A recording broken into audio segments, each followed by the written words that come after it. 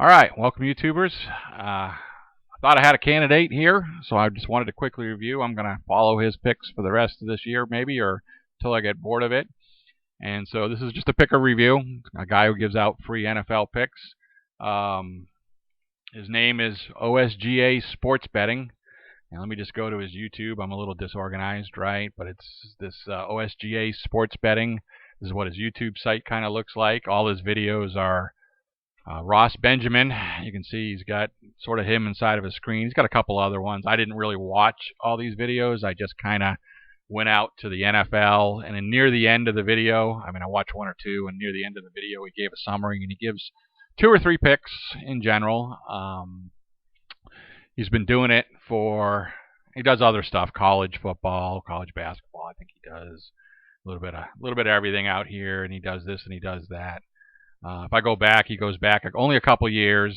And you can see early on, it's kind of the same room, same format. He's a little bit entertaining, but he's one of these guys that, kind of gets fed picks or makes picks and then kind of justifies it. This is 0-20. Favorites are 0-28 over the last blah, blah, blah, blah, right?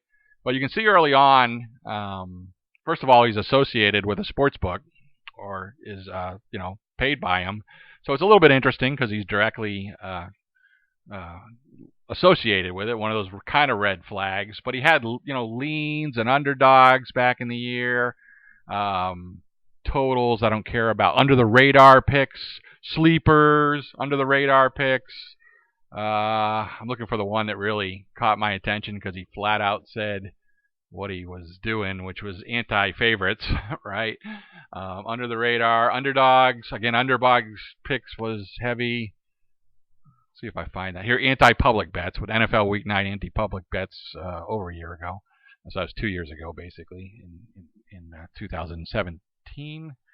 I followed him back a little bit into some of these. Again, I didn't quite get weeks 1, 2, and 3, but by week 4 he had underdogs. So week 4, week 5. This is the 2018 season. Week 6, I didn't go, and he was missing week 7. He did have one Sunday nighter or something, but I'm just kind of looking at his videos. I don't want to spend a lot of time listening, even though they're short videos. These views weren't heavy last year, but he got really heavy views this year, and he kind of went away from the underdog picks, which he did. Again, he missed week 12, I think. So there's a little bit of sporadic, but mostly he went up through 15, 16, 17.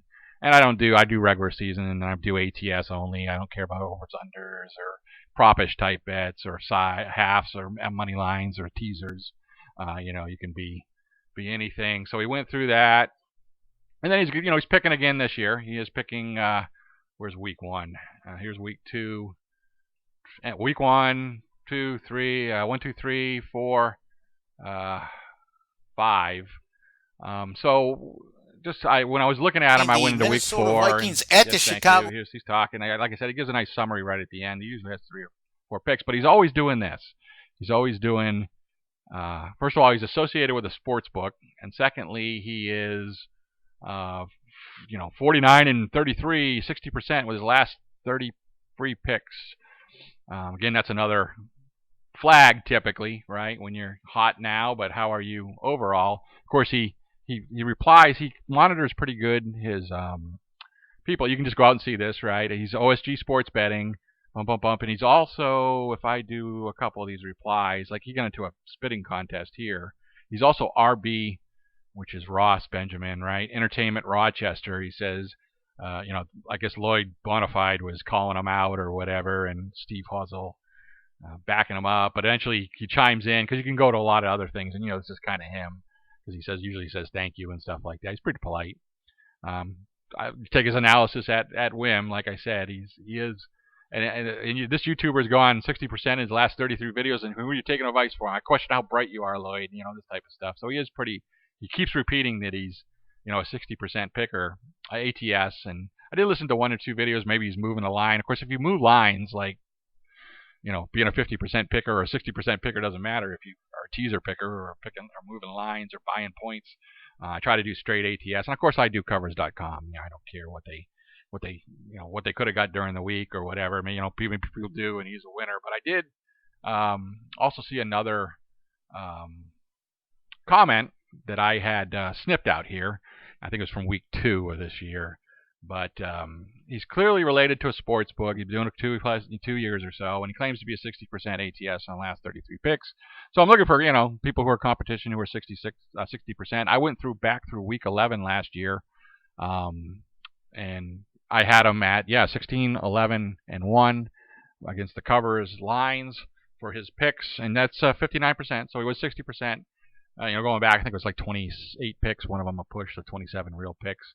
But Gunnar Apple said, if you work for a gaming company, why would you give picks and try to beat them? And I just had a video online that I just published that was kind of refreshing how sports betting works again in terms of the the sports book or the casino or whatever. And of course, why would they sponsor him if he's a 60% picker? And I said, well, the way a book goes out of business is sort of having a lot of people that can pick at 59%. If everybody could pick at 59%, but the truth is, it also needs to be somewhat public favorites that you're picking at 59%, not anti-favorites or underdogs.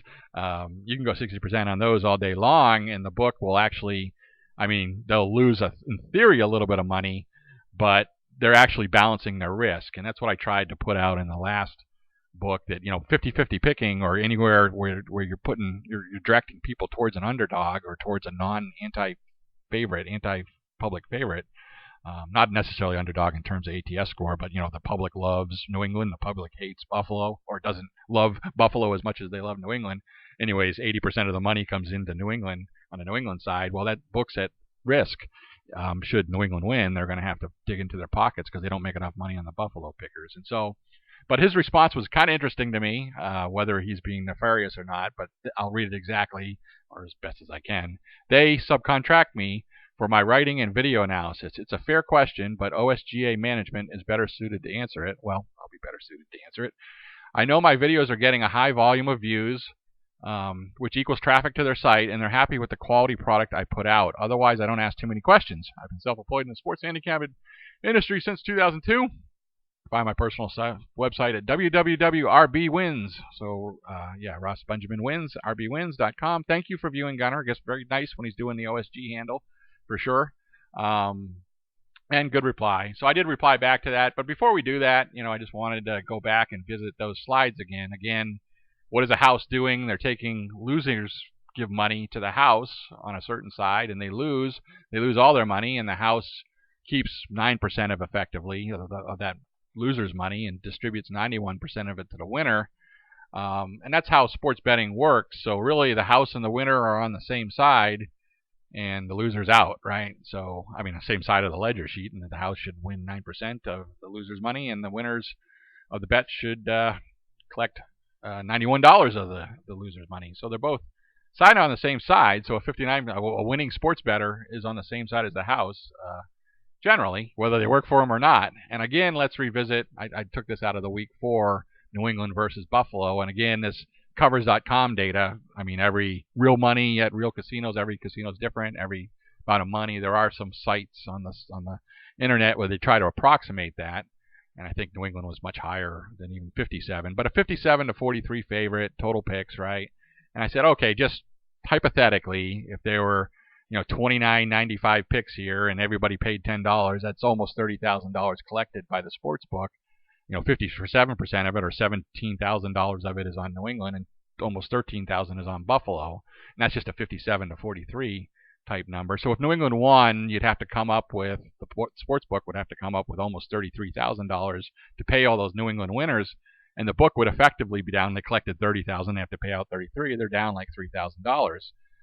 So, over time, they would, if everybody picked New England all the time and they were heavy favorites and they had to pay it out, then they lose money, right? So the sportsbook always wants people who pick the Buffaloes of the world, right? So if Buffalo wins, they only have to pay out $24,000 on that 12,000 or 30,000 collected, right? 12,700 of the money on Buffalo.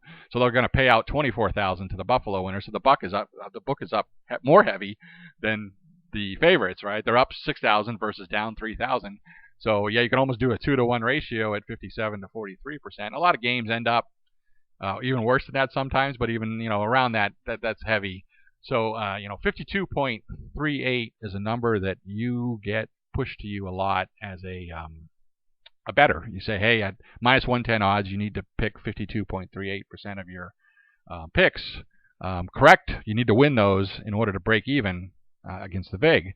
Well, 52.38, I mean, that's a real number, and that's a number that we all kind of know, but it also means something to the book. Once the public favorite at 52.38% of the money collected, the book will break even, should the favorite win. They'll win money, of course, if the non-favorite wins. But if the favorite wins, they'll break even because they'll cover the money with the losing side. So anything above that, they got to dig a little bit in their pocket. And I said at 57%, they have to dig, in my example, on $30,000 worth of bets, they have to dig in $3,000 or 10% of what they collected total. So that's sort of how that works. And the higher this number, if they win, right, the higher the loss by the book, right? So they're looking to try to get that. They love 50-50, but they're looking to try to get down below that. Now, they don't make as much if it's a little bit like 52%, they don't make as much as they make at 51 or 50%, should the favorite win, but they will have enough money to cover, and they will be guaranteed this risk-free profit, right, is what I'm saying. Of course, if the underdog, which the underdogs, again, they set their lines a little bit, so people who pick dogs tend to do a little bit better, which is sort of why Russ might be doing a little bit better. So that's effectively what I was looking for. I did paste my answer in here in case they deleted it. We'll see if they delete it. I think he's well aware. I said to break a book, one of two things might happen. A, not enough customers cover expenses, so you just don't have. So if you need to drive customers to your betting site, that's great. Or B, an unacceptable number of public favorites cover there and decimate the surplus money. Otherwise, the book should be okay. For example, if the book collects 70-30, then they need 133 to pay to New England. They would like more Buffalo money to balance their position, so they hire people that tend to push Buffalo types, and that's exactly what for the most part, maybe Ross is doing. I'm going to go into his data in a bit. And at a 50-50 ratio, they'd be, they keep 95 and give out 5, or they pay out 95 and keep 5, so it's zero risk. So going back to week, I said Ross was 16-11, and only which 5 would be strong public. At that point, I used 55%. I'm going to narrow it down to like 53%, right? Just to give you upon the 54 and above. So anywhere 47 to 53, that would be little risk to the book either way, right? And below 46 or above 54, right? 54 and above, or 46 and below, or where the games are unbalanced, right? But even so, only 5 of the 28 times did he pick a heavy favorite, and even better, he went 1 and 4 in those potentially very hurtful favorite picks. So the book is even more flush because he's given out public favorites that are losing. Well, that's again where the book made that Buffalo cover in that case, and that would have been a huge gain on them. So all looking good, right? Whether nefarious or not, or Ross knows it or not, right? I think you got a hint, right? Basically, if Ross went 59% on public favorites, well, that would be an awkward phone call. You learn pretty quickly, so I'm pretty sure he's astutely aware of that, even though he just says, "Oh, go talk." He passes off to OSGA management. Well, they'll say, "Yeah, he drives money towards underdogs, and also, provides favorites that are losers, heavy losers, 80% losers." And the only thing that would be nicer if he toned it down from a 60% win rate to a 54% win rate, still had credit, or went to if he drove traffic. Either way, it doesn't matter. Like I said, his videos this year are getting 5,000 to 7,000 views or more. So you got to, they see value in that. And let's just say Ross might be on a hot streak. I'll firm this up a little bit, but because eventually I went back to those earlier weeks before week 11, and I didn't have quite as glorious a story on those early picks. But fundamentally, winning bettors are on the same side of the ledger. I talked about that. And the winners get 90%, the book gets 9. Anyways, that's the answer. I'm not affiliated, but I'll be posted and deleted anyway. So yeah, I mean, maybe that's still out there. Maybe it was deleted. If not, I can revert back to this video. So what I plotted here on this table is there's really 3 sets of columns. And the first set of columns is week 4 through 10, which is what I said was available for him and his picks, 2 or 3 picks a week. The team he picked in the second column of these sets, the win-loss according to covers. You know what? I need to use this little dot because every time I pick on this stupid. So follow the dot. This is the third column here is the win-loss according to covers.com. I think there's a one push in there.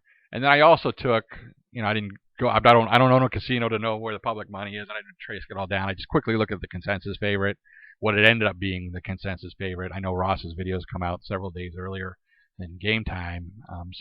But in general, like the New York Jets, they lost, but they were 41% or a heavy dog, right? 46 and below, heavy dog. So he's trying to direct money towards dog type people. And so anybody who's a heavy dog in this fourth column, and again, this pattern repeats itself. So here's another fourth column, and here's another fourth column. Now this is weeks 11 through 17 over here is weeks 11 through 17, where we went 10 and 6 according to me, of 2018, and this is 2019 weeks 1 through 5. I know I'd done week 1 through 4 when I gave the stat out, and he was 6 and 5, and I'm sorry he lost the Dallas one here. So I actually didn't finish all this. He's going to be 7 and 6, so just above the win rate. One game above the win rate. Probably 53, 54%. Got to do my head here. Anyways, adding on this last week where he won one game and lost the other. So the yellow squares are pretty prevalent in this screen, and that's where he's directing money towards the anti-public favorite, and that's helping the book out by balancing their bets. Now the greens I did anywhere between 47 to 53. So I do see, you can see this 49, a 47. There's a 53 here, and then a 50 and a 49. Over here, and this is 50. So there's another 52 here. So, if you're driving it to dogs, all that money is going to cover a potential favorite winner. And then the reds, so those are my dark olive greens. So sort of non-characteristic to the book. And the reds are where he advocated picking a heavy public favorite. So the dangerous games to the book. So a 62, a 60, and a 57. Those are pretty dangerous games. So those, he's driving business towards heavier losses of the book.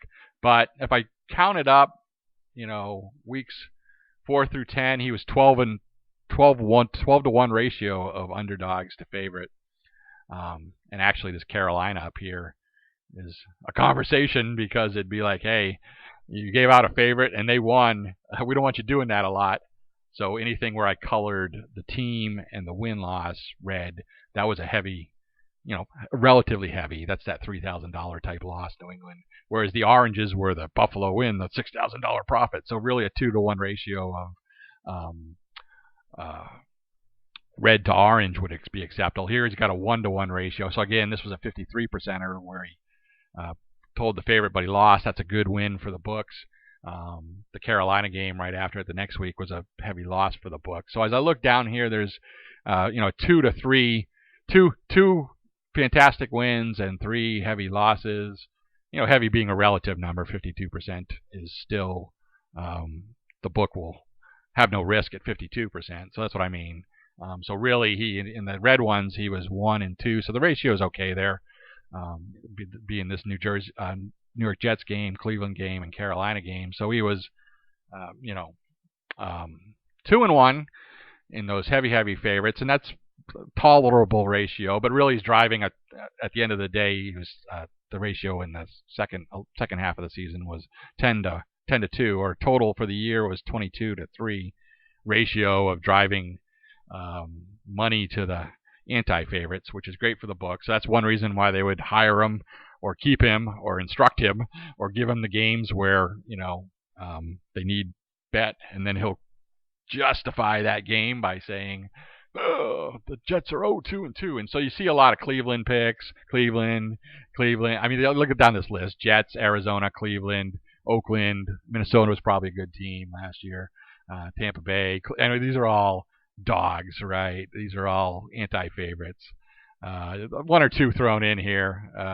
Again, Minnesota, maybe they weren't that much of a favorite. Matter of fact, in the Minnesota game, they're not a favorite, whoever they're playing, for 44%, 46%. So, again, Green Bay Packers should be a public favorite normally, so they must have been playing somebody heavy that week 15 last year.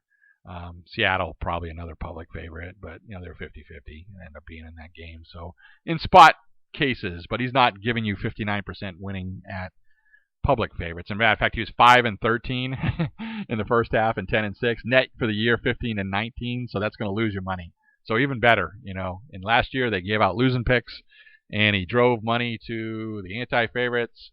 But of course he didn't have a lot of views on his videos. Let's just go back to last year. Not like he had 5,500 views on this week 4 of this year. Last year, let's see what he wrapped up at. I mean, not a lot of views.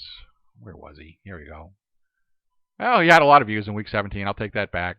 But week 15 he had, so between week 15 and week 16 he gained 5,000 viewers. Other than that, he's 309 views. So the last couple weeks, he ended up getting a lot of views. Of course, he changed his format in the last couple weeks. Started picking some favorites out there. By coincidence? I don't know. But this year he's picking a lot more favorites. 56, 57, 54, 56. Of course, by coincidence, those are all losses. 4 losses where the book made out wicked good. Overall, the dogs to favorites is a 6-to-4 ratio, so he's still more dogs than favorites. The orange games are games that help the casino, and the red here are games that would have hurt in theory. But 53 isn't that much of a favorite, and 52, again, there's no risk on the book at 52%. Should that be the real number, right? So again, he's picking favorites that lose, and he's picking dogs that win, so he's got credibility, which drives numbers to him. People believe in him, and he is giving out 59% win rate. Matter of fact, if you don't bet if you know the public favorite and you don't bet those games, even better. You'd have he would be 7 and take 4 losses off of there, right? 7 and 2, whatever. And maybe you take away a couple of these other two, take a couple of the wins and be 5 and 2, right? Whatever it is, I mean, you'd be doing even better, right? So he is giving out good picks, and good for him. But like I said, it might just be he might end up 15 and 19 again at the end of the year. Anyways, I was tracking him, and I'm now I had 6 and 5 last week, and I'm now at 7 and 6. So he's game over. He is making money for you. So I just wanted to go over that, and we'll see how he progresses during the season. But just to answer the question why, and obviously backed sports better or would be funded, and the answer is not just that the 59% kills you, but also it has to be a heavy percent, a large percent of your winnings on public favorites is really damaging to the book. Everything else is something they would be interested in paying for. All right, have a good day. See ya.